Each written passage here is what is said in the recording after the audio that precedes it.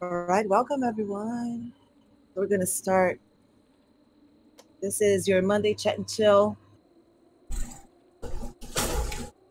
I'm Taya Freestead. We're co-streaming today with Jason Flores and Pat O'Neill, the Night Train. So we're live on Zwift Live by ODZ, Mixer, and other channels. Yeah, good morning, everybody. Just getting all our ducks in a row here. We get everything shared out as well.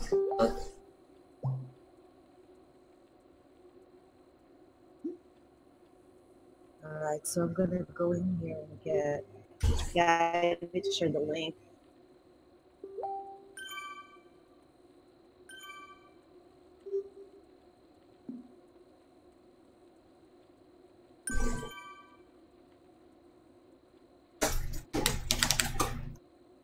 All right, tricky part of all this here. All right, get everybody going. Oh, got a second one there. Take that out.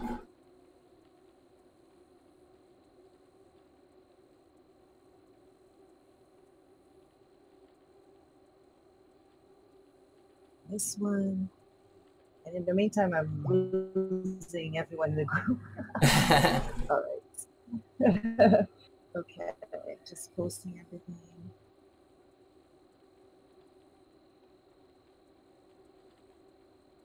Okay, I guess I'm all set on my side.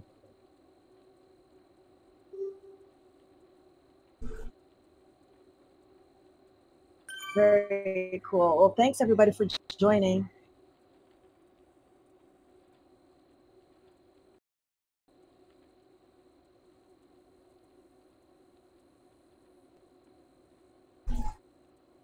So today we have, we thought we would bring in an interesting topic, which is the most common asked questions from Zwift Academy. Absolutely. As everybody in the world of Zwift knows, this is week 2 of Zwift Academy.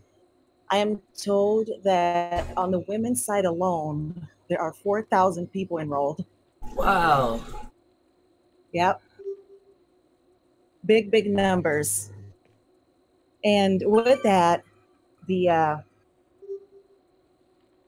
pages on Facebook for Zwift Academy has been full of questions, and many of them are asked over and over. And over. And over? Now, full disclaimer. And over. And over. But full disclaimer here, we are not in any way affiliated with Zwift or Zwift Academy. We're not coaches from the Academy, but we have been in Zwift since the beta days, and we participated in the first 2 academies. So we do have some knowledge amongst ourselves here. So we thought we would cover a lot of the questions that come up. So thanks for joining. Steady, everybody. Good old Richmond.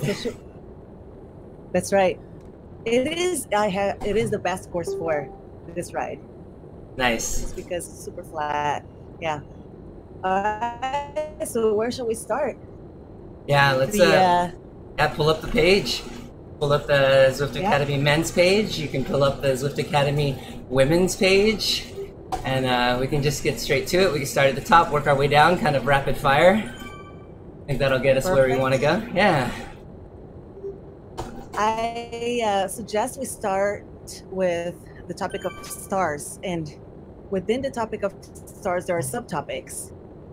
And even as I posted a link telling people that we're going to be doing this stream, more questions about stars came up. So let's start there. Yeah. The basic question is, do the stars matter?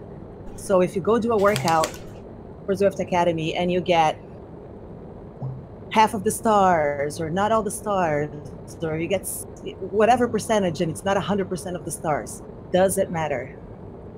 Jeff, well, I'll let you start with that. All right.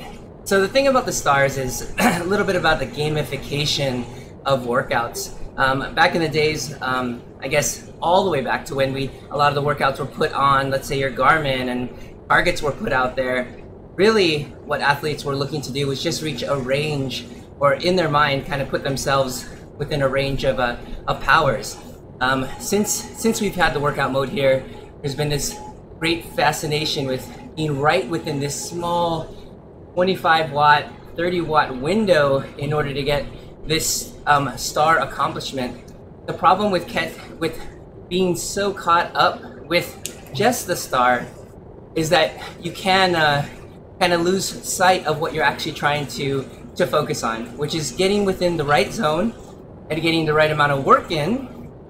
And then we start to use, and we can take this to other parts of conversation, essentially we start to use other tools, you know, like ERG and things like that. But all the time before this, we never really were chasing this elusive star, essentially. And so it's really a gamification. The number is there for us to reach for and for us to get the information to let you know if you're close. But there's times, specifically recovery, we see athletes, we tell them to purposely miss because we want them to recover, because everybody recovers at a different amount. I mean, at a different percentage. You know, at least we've got some information, obviously, in the science, and it's more recent. About 65% of your FTP is very efficient at removing lactate or recovering from an effort, but not every effort you could recover at 65%. So it's not an all-encompassing thing. I mean, if you've done an all-out anaerobic effort, you've got 1 minute to recover at 65%, it's just not going to happen. So yes, it's variable. In terms of, you know, putting the stars in the context of Zwift Academy, if you complete the workout, or if you complete 75% of the workout, regardless of your stars, that still counts and you still graduate, right? Mm-hmm. So the stars are not counted towards completion of workouts for graduation. That's one part of the population doing Zwift Academy. The other part of the population trying for a pro contract. Yes. If you look at your today's plan, there are no stars reflected on your today's plan. So what the coaches will be looking at, they'll be looking at your workouts and your numbers. They are in no way looking at how many stars you achieved in that workout. It's not part of the analytics. It's not part of the tool that they look at. So it really is not that important. Right. It becomes important if you are off your target power by a lot. It just means that you probably have an FTP that's set up that needs to be updated for your workouts. But that's about it, really. Yeah. The other question is when we go into very short intervals, the 20-second intervals, for example, that were part of, I think it was workout number 3. 20 seconds on, 40 seconds off. When you talk about VO2 and very short, high power intervals, that's also where the system of Zwift, to my... Yeah, Pat has got some really good experience. Would you say it gets down to about 10 seconds, Pat? How far down do you think it would be? He's actually messaging. He's actually in a Zwift Academy workout as we speak. So around 10 seconds is kind of the threshold where things start to kind of... Yeah. Yeah, go ahead. 10 to 15, that's about it, right? 20 is questionable, especially if you know you're trying to pounce on a hold of gear. Yeah, that seems to be about the limit. Anything 25 seconds. When you're trying to do what you need to do, if the interval is on the short end, and this kind of brings into the question that Eugene has here, like workout 4 having 25-second intervals, but specifically he was talking about pacing, but we can come back to that. But when these intervals are short, I can bang out, Pat can jump up and do his, 1200, 1500 watts, and push on the pedals. But really, as quickly as the kicker can, your smart trainer can adjust, what you're going to get is 500 watts, whatever is prescribed, right, Pat? So really, there's not an effort. Yeah. So you may be putting out more. Yeah, I mean, it just takes time and you got the 3-second average too, right? So your display is going to lag. Exactly. So those are the things that you have got to watch out for, where in fact you may be going overpowered, but in fact the trainer's working against you. So I guess right. So that definitely brings up the idea of where this. I guess we'll stay on track with pacing as I bring up the Zwift Academy website. Okay.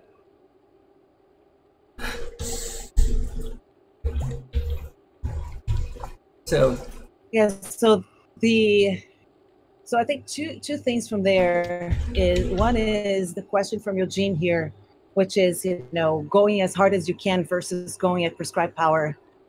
And the other related question is ERG. Do you use ERG or not? So ERG, I think, is a big one. So maybe we'll talk about the intervals, where the ones where the instructions will tell you to hit the power. And there are some workouts that are more like a test, where the instructions will say, do your best effort, or go as hard as you can for X amount of time.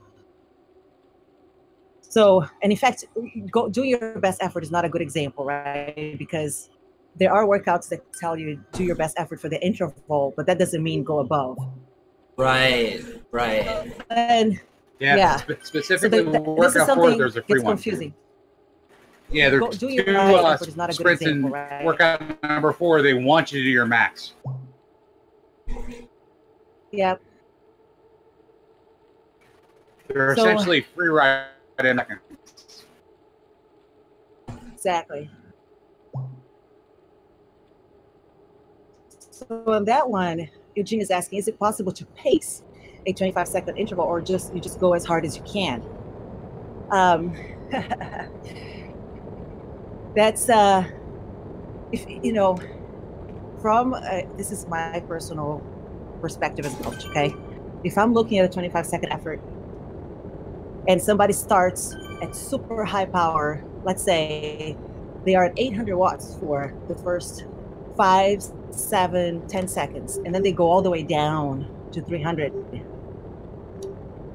That to me is not as valuable as holding, let's say, 600 for 25 seconds. So I would say it's a little bit of an art, and you should try to long lead out. You're going out from 500, 750. You're doing 30 seconds, and you're going to want to put out power. You're going to want to put a steady amount of power in versus this huge drop, which ends up being less average watts. So you've got to be doing the right amount of output for your goal, and really that's the key. That makes sense. Yeah, I agree with that. I mean, it comes down to experience, a lot of it. If you don't have a lot of experience, you do have to experiment a little bit, but eventually you kind of know where you work in and what it's going to take for that 25 seconds. Right.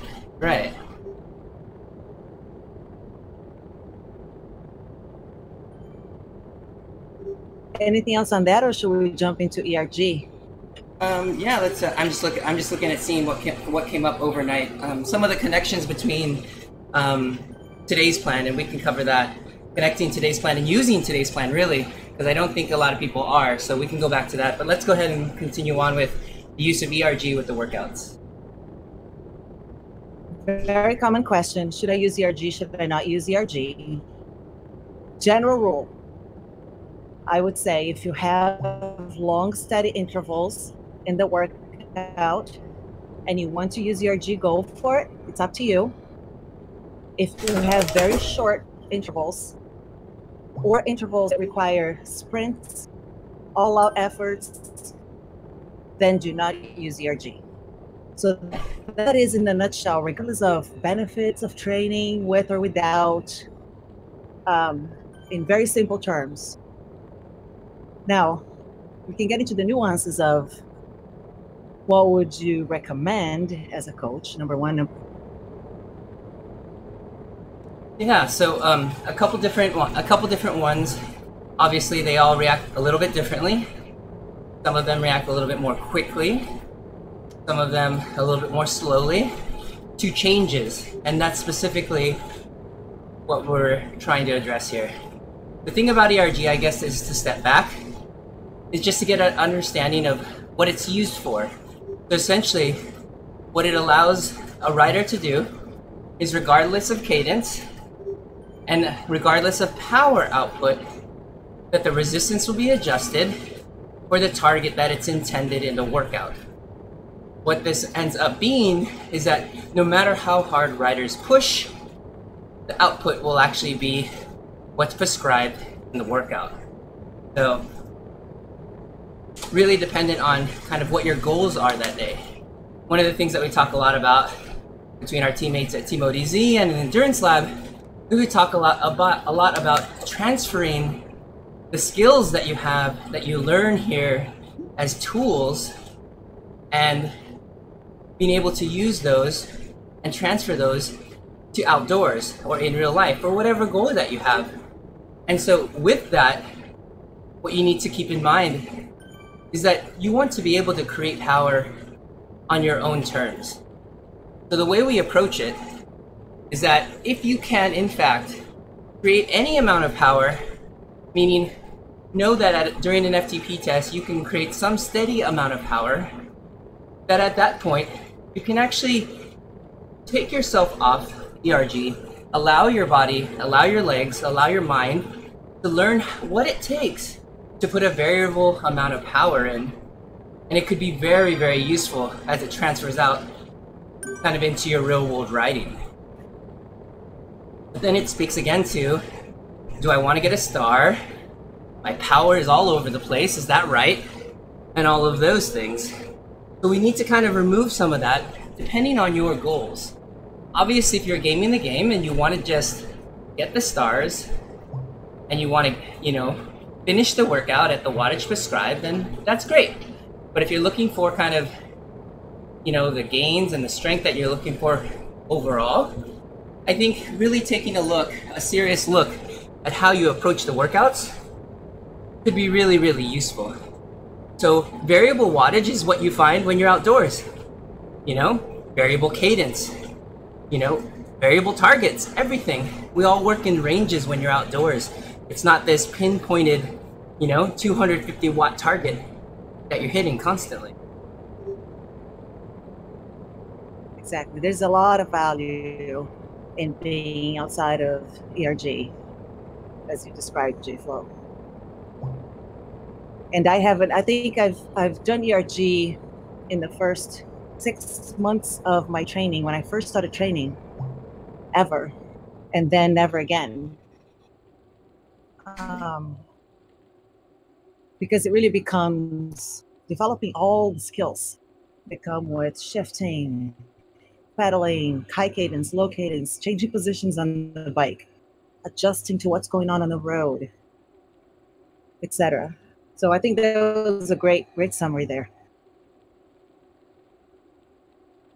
The other tricky part is if you have ERG on for these short intervals that we were just talking about a couple minutes ago, it can work against you on your very short, hard efforts. And then one other topic that not everybody might be aware of is, while FTP is one way of determining how you structure your workouts and how you determine your target power for the workouts, it really doesn't reflect what your VO2 max is. So if you have a VO2 workout or a sprint workout, etc., where you have to put max power out, that target on your screen might not be what corresponds to your capabilities as a rider. So just keep that in mind.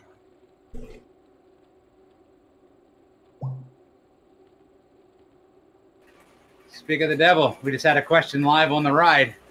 How many stars do I need to get to make the workout count? Yeah. So the thing is, go ahead, Ted. Who's your favorite You will topic? need to complete 75% of the workout as measured by time, really, Yep. right? Right. Not Correct, stars. correct. Yeah, so it doesn't matter. Yeah, if you're riding through the workout, you barely hit any targets, hit no stars, you tried the workout. Maybe because you've done all 4 workouts in 4 days, which we see as well. So really, you're just trying to get through the workout. You're trying to reach the goals. For it to count, you load it up, you put it through the game, you put yourself through the workout, and that's key. And I guess speaking on that, I was just scrolling through the Men's Academy site. There's a question about people talking about 3 and 4. That'd be, or maybe 4 and 5. It's the anaerobic sprints, the ones and the That's 30-second four. one. Yeah. Nice, man. I did it yesterday in a group. Yeah, so here's the thing. People may think it's easy, but the problem is, or what we come across is that people don't work all these different systems. In the video, for example, that I did for the very first workout, the workout took you through below threshold, above threshold, right above VO2 max, and then all the way to anaerobic. Really just setting the stage for understanding which of the zones and what you're trying to work. Oftentimes, people do one of 2 things. They go way too hard, and what happens is they're just waiting for their body or themselves to fall off the back or drop off, or they go too slow, or go too easy, and they just end up in this middle ground or this gray area where they're not really going at their threshold, but they're going enough to break a sweat, and really they're just kind of in this middle tempo, and it's often used too much just because of the fact that it's not getting you the goals that you need.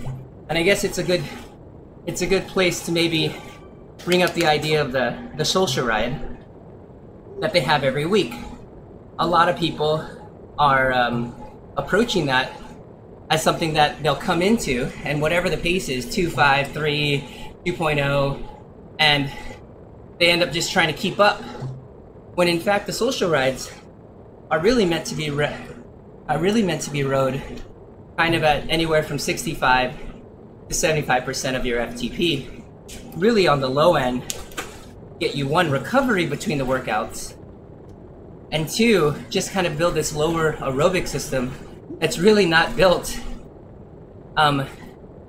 really not built for to build that. I'm sorry, really trying to build the aerobic system. Sorry, I was reading messages in the game.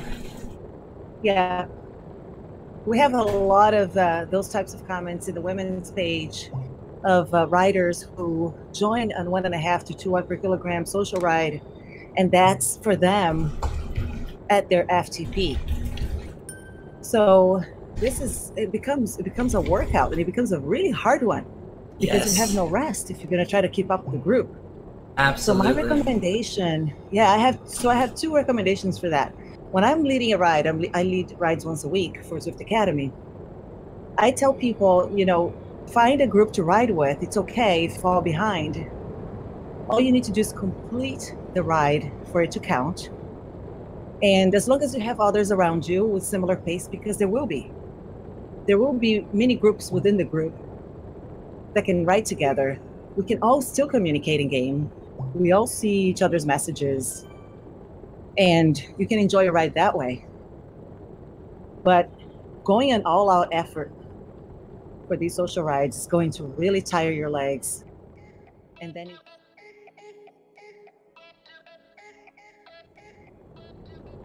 Absolutely. Yeah, so going in with a plan, essentially, understanding what your FTP is. Let's say your FTP is 100, and you're going to ride at 65 to 70 watts right from the gate. That's what's going to be gotten. That's what's going to be really going to get you what you need. So understanding what you need to be getting from that. the second part of it is the social part of this ride is actually not riding together. The social part of the ride is being able to use in-game messaging, something super unique to Zwift, to allow you to be able to talk to or hear the chat from everybody. Because when you're in these workouts, that's who you hear. You hear everybody in the game, everybody chatting, you hear everything. So really, that's the social part of this ride. And it's actually a great part. It's the part that I miss when I'm actually outdoors and I want to talk to somebody, you know, 2 behind me, 4 in front of me, or whatever, and you can't. You can only talk to that one person that's right next to you. If it's not too windy, right? Exactly. Yeah. So let's see. So there's a couple questions on. Oh, go ahead. Facebook. Yeah. No, I was gonna say the social rides are not. There aren't requirements for you for that social ride to count other than completing it or completing 75% of it. So no one is watching to see if you're really drafting the beacon. No one is really seeing. It doesn't work that way. It's just meant for you to be a part of it. That was just the final comment here. Yeah, absolutely. Yeah, there was a couple questions. Let's see, on Facebook from Ariel, one of the riders from Zwift Philippines. Is it okay to stop pedaling during a rest period, during a rest interval? What's your best practices for a rest interval if you need to take a break?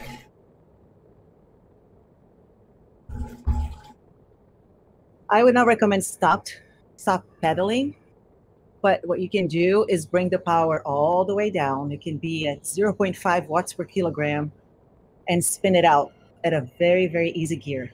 Purpose for that is you are moving your legs so you can clear them out of lactate and rest that way. Okay. Get a better rest in between. But if you were to stop, and the other comment is if you were to stop during a group workout in the workout module, if you stop pedaling, then you're going to get kicked out of the workout. Yeah, the kick by the game. The kick with all that is if you're in ERG and you start to slow down, what happens when you start slowing down in ERG, Pat? The death spiral. The death spiral. Can you tell us a little bit about that? I'm sure a lot of people experience it.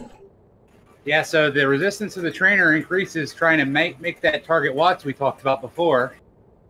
And if your legs aren't quite up to snuff, you're going to meet the bitter end of a erg that totally seizes up and stops. Exactly. So that's the other thing. So dropping out of ERG can be very, very useful. And it can be done in the game by pushing arrow up on the keyboard. It can be done via the Zwift Companion app. There's a lot of options to kind of toggle it on and off during a game. And really, just to kind of simplify things, in real life, obviously, we're shifting gears. We're trying to get up the gears, get the power up.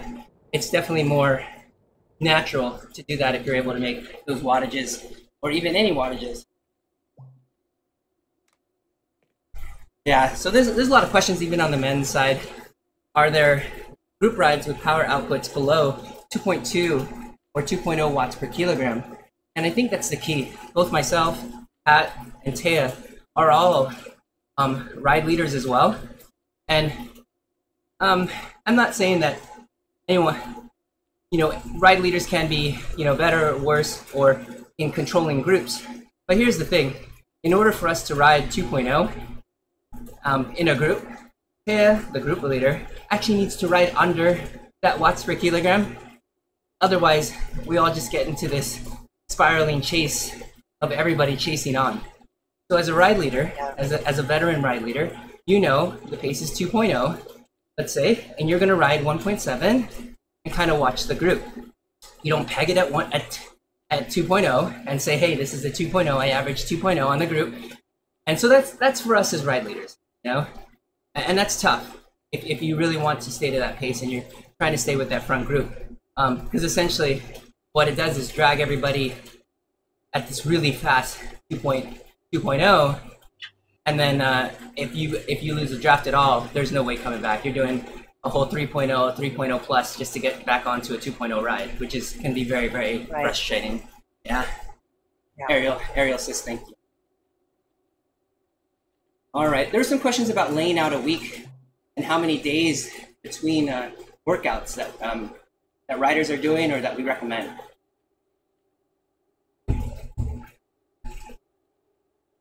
So the recommendation is to have at least 1 day rest in between the Zwift Academy workouts. And if you are new to structure training or you have been off for a little while, and we can go back to having a little bit off, having been off for a little while, because there's a specific question that we got on that. But if you have been training or riding consistently, having 1 day at least of either complete rest off the bike or very, very easy riding in between is recommended. But if you are fairly new, you might need more than a day. Right. And again, watching for those social rides and making sure those are not super hard either. Yeah, so really trying to get that recovery in between. You remember we're doing, what, 10 workouts in 8 weeks? So what was the average that we were talking about before this all started today? How many would you need to do per week? You can do about, you can do 1.5 a week, but you can do 2 a week and be done early. Yeah. And then sliding the social ride in the middle there. And then you have the mandatory 2 races, which start on August 20th, that you could put in, and those count as a workout too, right? So very hard one is you're planning your week and you want to perform at your best at the race. You have to be rested with fresh legs so you can go to the race and then recover after, and then wait a day or 2 and get to the next workout. Yeah, so really if you did a workout, 2 workouts a week, they spread out by 2 or 3 days, and then on the weeks of the races, just did 1 workout in the race, that could be the minimum amount to finish and to get fitness, let's say for a beginning rider. So really, right, we're seeing riders go like 1 day on, 1 day off, 1 day on, 1 day off, or they're doing, recovery rides, quote unquote recovery rides, and they never had really done recovery rides before, but obviously are super motivated and wanting to jump on and then do a bunch of work. So just be careful with that, obviously. Do you have something from your side? Yeah, so there's something, somebody who has been off the bike for 2 months, completely off the bike. And she came back in and jumped right in. She kept her FTP as it was set up before she took the 2 months off and started doing workouts. I don't know how many a week, but she jumped into them right away. And she's having a hard time because it's super hard. Absolutely. And that makes sense, right? As a coach, yeah. We know that if you're off the bike for 2 weeks, or 2 months, you need to build it back up. You need time to get your body up to the level that you can do these hard workouts. So the first step would be to adjust your FTP accordingly, because it's probably going to be a lower number. You could do a test, or you could estimate a number, but it's going to be lower than it was 2 months ago. And then you start to build up very slowly. You start with easy rides first, not even workouts, and then you transition into workouts, in a nutshell. Yeah, it's one thing to remember. Everybody is lured into wanting to do or keep their FTPs. Once you get that high number, the thing about it is it's so dynamic that in fact, even from 4 to 6 weeks in difference, we're having athletes drop down by 5 watts, depending on how they feel. Usually the first comment for a lot of athletes, as people ask questions where they say something's too easy or too hard, what you'll find is that your FTP could not be quite dialed in. And so just take a look at it. If you're having issues with sustained power at threshold, then your threshold power may be off. Obviously, there are some riders who excel at VO2 max efforts, and that could be you. And so you do well at those sort of things, but just take a gauge and understand that your FTP is a variable thing, and it can kind of change from period to period, 4 weeks to 6 weeks, let's say. Yeah, Yeah. Even a 10-day vacation makes a difference on where you are in your training.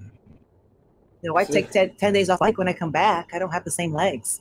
So you don't need to be, you know, adjusting that number, the FTP, for you to train at the level you should be training so that you're getting quality workouts in is nothing to be worried about. You don't have to worry about, oh, now I've been demoted somehow. I think there's a lot of emotional connections to that number, and it doesn't have to be that way, because think about your body, and we can talk about zones, because that was another question that came up.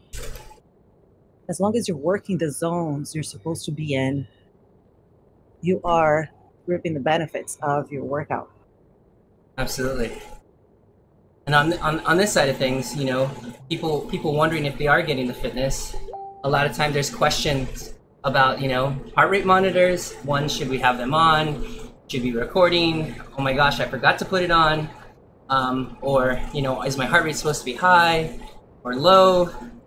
And really that speaks to what we're using to gauge our efforts, right? Heart rate, exertion versus power meter. So as we look at that, so go ahead. A similar question that came up on the women's page was, do I need to have a heart rate monitor on at all times? And I think the answer is, if you're going for a pro contract, yes. I think that's the recommendation, right? Right. Yeah, I think if you're potentially going to be sponsored, your sponsors want to have the faith that you're not an emulator. Right. But think about it. Taya said let's say there's going to be one slot for 4,000 women, let's say. 1 out of 4,000. That's fine. I'm sure a small percentage, you know, is going to be in that 1% or less. But for the rest of everybody, and getting dropped into the minutia, enjoy the workouts, get the fitness, right, and get that out of it. You know, wear the heart rate monitor. You know, that's fine. But don't get caught up in, is it high, is it low? You know, because for example, for workout 4 with sprints, with that much recovery, your heart rate should come down. Let's say you've got a great aerobic base, it's gonna come down fast. It's gonna get down to 60% or less of your maximum heart rate after a sprint. So yeah, absolutely normal. So just reap those benefits of, you know, splitting out zones, of really getting to work, you know, for example, in workout 4 sprints, in that anaerobic zone, which people don't get enough recovery. How often do we make it around Richmond? And it's what, we've done 6 laps, I feel like, and you're doing another sprint. You're really not reaping the benefits, because your body hasn't made everything that it needs to make that energy be able to do that sprint all out again. And you may be able to do it 2 or 3 times, but it'll run out of gas essentially. So right, yeah, that's right. You have a finite amount of glycogen and during the workout, and you will, yeah, you have to really look at the purpose of the workout. Yeah. And work that system. That's the system you should be working on. Don't worry about average watts for the ride. There's a good question on Facebook. We can move up. It's from Deveki Bonanza, talking about shifting your FTP during a workout, or the bias, the FTP bias. So I don't think, you know, Pat doesn't have it on his screen. But typically on the left-hand side, under the intervals, what you'll find when you're doing a workout on your own, which we should also talk about, because it is okay to do workouts on your own, not in the group workout module. It's not as group or social. It's not as social, but definitely something that you can do. So know that that's okay. But well, you also don't get social group credit for it. So, you know, that's another rumor I've seen is people think that the group workouts get them group social ride credit. It's not a social ride. Right? 2 in 1. Yeah, nah. Yeah, so just keep that in mind. And so yes, I guess back to the question, you can nudge your FTP if you feel, in fact, that the power is a little easier or the target is a little bit on the low side. But if you end up with, you know, 10% at the beginning increase and a 10%, 5 or 10% decrease at the end because you couldn't finish the workout, in fact, you probably should have left it the same. A lot of these workouts are designed exactly they're not they're not designed just, you know, off the cuff, just thrown together. The people who are designing these, they have an idea. And we've got workouts in the endurance lab that will take you to the ragged edge, and you may feel strong and happy at the very beginning. And what you'll find is that as time goes on, you'll hate us and you'll just come to that ragged edge of like the third interval. You're like, there's no way I'm going to make it through the fourth, and you'll barely make it through the fourth, and that sort of thing. So you just have to kind of take that into consideration. So it is okay to change it if in fact you need to shift it, but just keep in mind these are designed to do it 100%. Yes, completion. You want to be able to complete the whole workout. Going super hard at the beginning, fail, and then fading at the end is not a good plan. Really quickly, Eugene reminds us that group workouts robs you of our fake miles on Zwift because of the pace of the group workouts are so low that you won't get your miles. Yes. Yeah, I agree with that. It is really slow. I think we just are barely passing one right now, and we're only doing like 1.5 or 2. So they've slowed those down a lot. So J-Flow, I'm just going to make a point that you already made a little more evident here for people. It's okay to do workouts on your own, meaning you do not have to join a group workout in the workout module in Zwift Academy. You go under your menu of options for workouts when you log in before you ride, and the workouts are all there for you to do them. And you can also do them in any order you like. That's right. You want to start from the end and go all the way to the beginning? That's fine, as long as you complete all of them. Yeah, so, I mean, they have been set up in a way that progresses riders and through an understanding. And so, really, just working different sides of different systems is essentially what they're going for. But yeah, any order is good. Doing it on your own still counts. Everything counts, you know, jumping in for that. What doesn't count is your outdoor social ride. So if you go for an outdoor social ride, we had that question come up. Yeah. If you have an outdoor social ride, even though it's with a group, that does not count towards your social ride for Zwift Academy. Right. I guess Eugene brings a good point too, talking about TSS, and you know, people talking about, oh, I got 100 TSS, but the workout was only for 80, or you know, 10 over or 15 over. Obviously, there are some variables. I mean, Pat is pretty well versed in kind of matching these. How do riders that are locked in ERG end up with a little bit more, a little bit less TSS during a workout, Pat, if they're locked in, let's say? The sprint ones are the most noticeable. Your intensity factor will be lower because your trainer's not matching up to the correct output the workout file is looking for. There you go. So there is still some variability because, you know, you are pedaling on top. But in fact, if you are riding out of ERG and changing those gears, what you'll find there is that you can easily go over or under, which isn't right or wrong. In fact, going just a little bit under, you know, maybe kind of where you want to kind of target. That means you're hitting those targets, because you're hitting those targets right on. Rarely do riders jump right on the right pace, right wattage that quickly. So if you're scoring essentially more than the TSS prescribed, a lot of times you're going harder on those intervals than really that you should be to get the maximum amount of return on your workout investment. The other comment on TSS, and this is something that Training Peaks themselves recognize, and they have a post in their blog about this, is TSS is limited in measuring high intensity efforts at VO2 max because it is a variable that is not accurately measured by FTP. Somebody might be in a completely different place at VO2 max than they are when they do, you know, when they ride at FTP. So there will be variations among riders, no doubt. And it's not possible for the algorithm in Training Peaks to accurately measure your VO2 capacity so that the TSS is adjusted accordingly. So there is that limitation there. Yeah. So good point. Yeah, it's a really good point.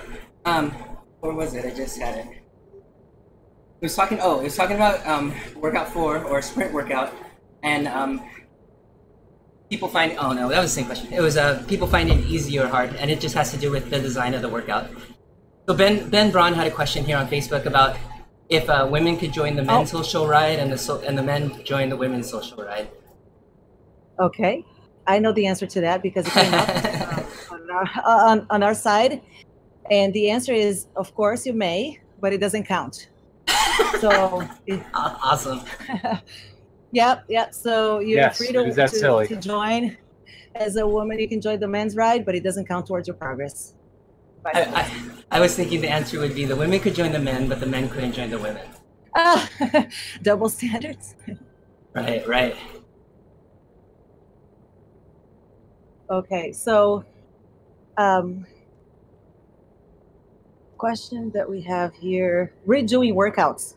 Yes. A lot of questions about should I redo a workout because either I didn't get all the stars or my connection dropped and I didn't finish it, or I'm not very happy with my performance.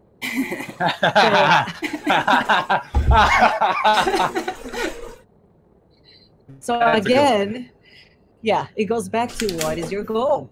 Yeah. Is your goal to go for a pro contract, or is your goal to gain fitness? And I'm not even going to go into the stars because we talked about at the beginning that stars really don't matter at all for getting credit. Now, if your connection dropped and you completed the workout and it was in like halfway through, so you completed only 50% of your workout in terms of time. So it was an hour workout, half hour in, your connection dropped and you couldn't log back in and you're done. Well, that workout is not going to count because it's not 75%. But if your connection dropped for a couple seconds and came back on and you missed an interval, again, if it was just a couple seconds, it was not going to make a difference towards counting, getting credit for that. Yeah, so it really depends on what your goal is. And if your goal is to be that top 1% or better, then yeah. But if you're just trying to get the fitness, get the workout done, there's no need to go back to 1 after you finish workout 4. Really, you're just going to put yourself in the tank and really make yourself more tired than you need to be. And what we find the most out of the last 2 years is what happens at week 6 and week 7 and week 8 is that people are so fatigued and so tired that when the workouts are stacked upon each other, what happens is that they're not able to complete the workouts and things become harder than they need to be.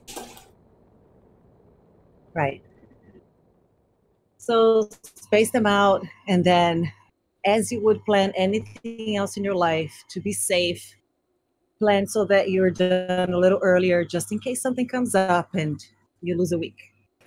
Or if you want to do them over again. just in case. Oh, they'll be there for, I guess, ad infinitum. So you can go back to 2 years later if you want to. Right. It's, we're always adding workouts to the workout module. And Pat loves having to scroll through the whole thing to find the workout that he wants to do. Yes, even the workouts from 2016. Even the workouts from 2016.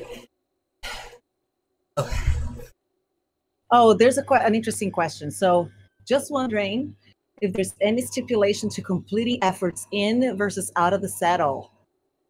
Oh, yeah, that was a good one too. Yeah. In terms of will my workout count? Again, no one is saying if you're in or out of the saddle. So you have to match the cadence and the power, whether you're in or out of the saddle. Right. Now, there is, of course, the benefit of doing efforts in or out. And if the workout prescribes it that way, then you should follow it just because it will benefit your training. Absolutely. I guess that's a good kind of transition. If you were looking for something, we've got about 10 minutes left here, Ted. If you're looking for something to kind of mix this all together and kind of find out what things you should be doing, our group here at Team ODZ and Endurance Lab actually have a small group of riders that are riding the academy and not only doing the 10 workouts, but I've done a collection of workouts that the coaches have put together to allow you to get the fitness if you're looking for a fitness increase that you're looking for over the 8 weeks. And so a lot of those include things like skills, cadence, standing, sitting, doing all kinds of things like that, which essentially will allow you to get skills in between and still get the recovery that you're looking for in between the workouts. So something to really look into. And if you want more information on that, head over to endurancelab.fit. We've got some more information there. We're always available to answer questions just like we are here. We've got a great group of riders that have done at least 2, most likely both academies before this. So you've got lots of riders there to help you. So any last couple questions here? Go ahead. So just another comment on that. We have the forum, the Endurance Lab forum, where all the members participate in, and they have access to us for questions and other lab members as well. But we basically laid out the weeks for them. We have the whole plan laid out on which order in which, the order they should follow for the workouts, what to do in between, how to make it so that they're fresh for the races, they can recover, etc. Yeah. So any questions on that, contact any of us. So you said there were other questions? Yeah, I had a couple more here. One was about, just remembering that group rides, at 2.2 to 2.5, you need to choose the pace that you're going to ride, so that you can reach the goal that you want to get. Obviously, as we scrolled back almost 3 days on the men's side, and the questions keep coming up. So search a little bit, scroll down a little bit, and kind of really take a look and see if questions have been asked. And you'll find that a lot of some form of the questions will be there. I think there was even an email that went out with some FAQs for people. Yeah. So many questions have been asked repeatedly. Yeah. So maybe one question that came up was whether all these 6 zones that people are used to using correspond to the power zones in Zwift. So 1 is recovery, 2 is endurance, 3 is tempo, 4 is threshold, 5 VO2 max, 6 anaerobic. So the question is, are these the zones that these workouts in Zwift are showing as well? I don't know the answer to that one. I have a feeling that I think it's pretty close. I think it is, because it's the gray and then the green. Well, a gray, blue. Yes. So gray is recovery, That's right. Blue is endurance. You're right. Green is tempo, yellow threshold, red is everything else. Yeah, anaerobic. Yeah, that's it's there. It is the standard 6 zones. So that is correct. Mm-hmm. Yeah. So maybe during the last 5 minutes, if we want to just kind of quickly summarize for those riders, we can kind of take it from the top. We talked about stars being important or not, Tia? Are they important? They're not important. They're not. Need to complete 75% of the workouts, and they don't even transfer into today's plan. So no. That's right, and that's where the coaches are looking for if you're trying to hit that top 1%. ERG on versus ERG off during workouts. You can keep it on for workouts that do not require sharp, fast VO2 efforts, but the recommendation is to be off for the other ones. And our personal recommendation is no work at all. That's right. And then for group social rides, ride with the ride leader or ride your own pace? Definitely ride at your own pace. You can still communicate with the ride leader. It's supposed to be within 65% to 70% of your FTP. It is meant to be a social ride, not a all-out effort FTP type ride or workout. Exactly. Those are the 3 main things. Jump onto the Facebook group. Be social there. Ask your questions. Search to see if there's questions that have already been asked. We're here to help. We're just community leaders here at Team ODZ. We're coaches on the side, obviously, but it's something that we see our athletes kind of go through and struggle with. So we want to make sure, you know, that you guys have some questions answered from riders who have done it before. Got plenty of people here on Discord as well that have done the workouts. We've gone through it, we've done it, we've struggled. You know, we did this before the group workout module was available. We did them all on our own, and that sort of thing. So a lot of the technology is great, but don't get dropped into the minutia of every single star or every single point. It'll just kind of dull the fun out of getting the fitness from the workout, which is essentially your goal, to have a good time. Agree. Yep. One last question came up here from Alina. Zwift is not loading rides or workouts into today's plan. Is there still a feed problem? I'm told there is still a bit of an issue there. So you have to, I guess, do it manually. That's one way. Which means, yeah. You go to your computer and under the Zwift folder, workout activities rather, and upload that file into today's plan. Yeah, so they actually have the ability to kind of go back and pull all the workouts. One thing to make sure is that you're connected to today's plan. You need to go to your dashboard and your settings to make sure that you are connected. Sometimes it takes disconnecting and reconnecting. For example, I did connect my today's plan just after I did the first Zwift Academy workout, and it loaded all my history from Zwift, everything from before. So in fact, oh wow. So in fact, if you drop it out and then bring it back in, you'll actually it should be able to refresh as they get all the riders. There's always a huge influx of today's plans users during this time, and it's a great product. It's a great premium product as it is. And so getting a chance to use that. And that's where the data is, and that's where the data crunching is. It's not on the stars and the wattage goals. It's learning those things from the today's plan that'll tell you fitness, form, all topics for another day. So we just got about 90 seconds here, Taya. So if riders are looking for, you know, some other guidance, why don't we give them a summary of where they should go and what they should do next? Yeah, so we are having an Academy Booster Lab for the Endurance Lab. Head over to endurancelab.fit, check that out. But you can reach us here on Facebook, also on Instagram. But any other questions that you might have, we're happy to help. Totally. We'll drop a link into the conversation here in the comments. But if you're looking for kind of more guidance, another group of riders kind of to be able to chat with and answer questions. A lot of people have done this before. They've got a lot of experience with this all. So we're more than happy to have a larger group there, and we can get more information. Thanks everybody for joining. Absolutely.